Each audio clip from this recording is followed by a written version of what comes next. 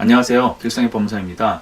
개인회생은 과대한 채무 때문에 고통을 받고 있는 분들에게 일정 금액만을 변제하게 한 후 나머지 채무 전부에 대해서는 탕감을 해줌으로써 경제적으로 다시 재기할 수 있는 기회를 주는 것입니다. 개인회생을 신청하신 분들은 얼마가 되었든 반드시 매달 일정 금액을 법원에 납부하여야 합니다.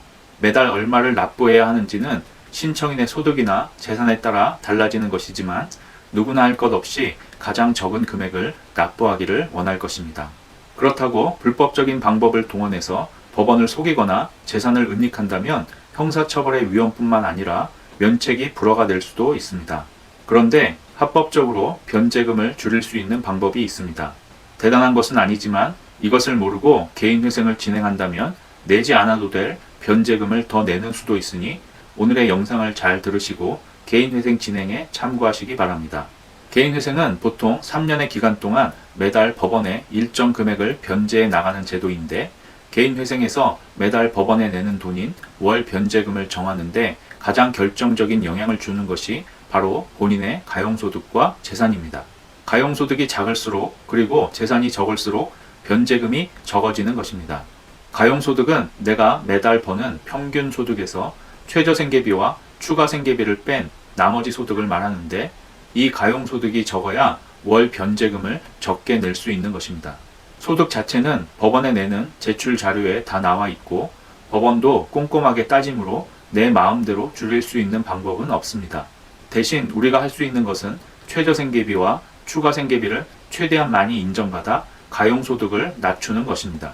최저생계비는 부양가족의 수에 따라 달라지는데 2024년 1월 1일부터 적용될 새로운 최저생계비는 1인인 경우 133만원, 2인 220만원, 3인 282만원, 4인인 경우는 343만원으로 책정되었습니다. 즉, 다른 부양가족 없이 자기 혼자 사는 경우는 1인으로 소득에서 133만원을 공제한 나머지가 가용소득이 되는 것이고 미성년인 자녀와 둘이 사는 경우는 2인으로서 소득에서 220만원을 공제한 나머지가 가용소득이 되는 것입니다. 즉, 부양가족이 많이 인정될수록 내 소득에서 공제되는 최저생계비가 많아지고 결국 가용소득이 줄어들어 월 변제금도 줄어드는 것입니다. 부양가족 없이 신청인 혼자인 경우와 부양가족이 한 사람이라도 있는 경우, 즉 1인과 2인의 최저생계비가 무려 80만원 이상 차이가 나고 있습니다. 총 변제금으로 따지면 거의 3천만원에 이르는 금액 차이가 있는 것입니다.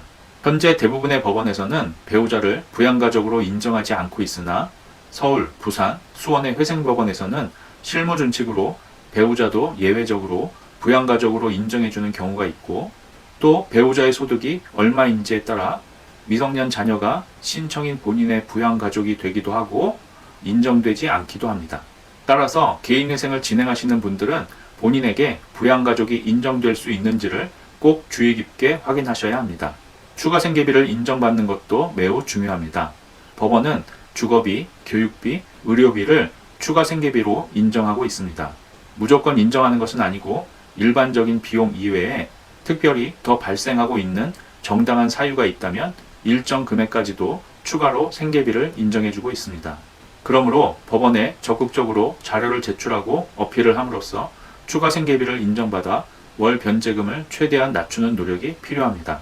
또 여러분이 만약 급여소득자가 아니라 자영업자시라면 최저생계비와 추가생계비 외에도 가용소득을 낮출 수 있는 방법이 있습니다.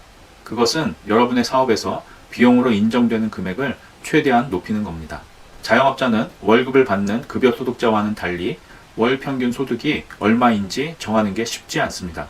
법원에서도 단순히 세무서에 신고된 자료만으로 소득을 산정하는 것이 아니라 통장 입출금 내역까지 다 확인해서 소득 산정을 하고 있습니다.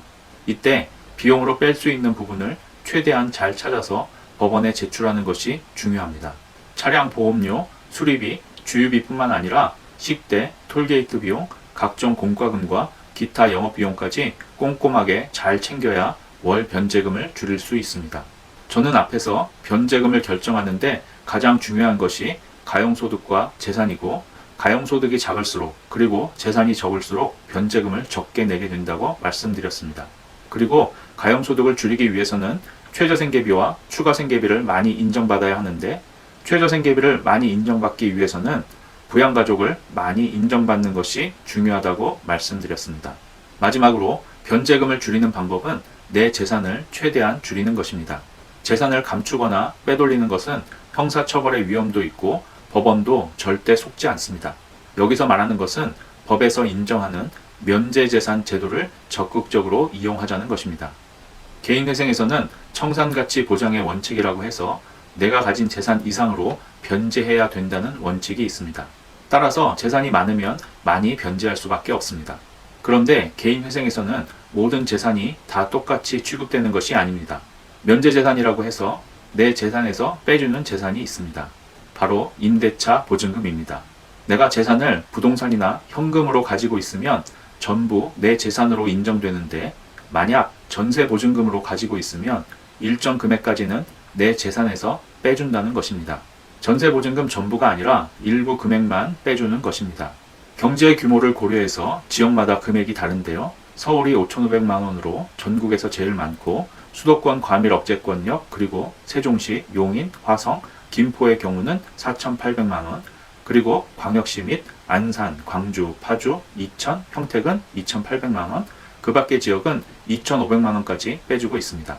따라서 이 금액만큼 전세 보증금을 갖고 있지 않은 분들이라면 재산을 전세 보증금으로 바꿔놓는 것이 변제금을 적게 내는 방법이 될 수 있는 것입니다.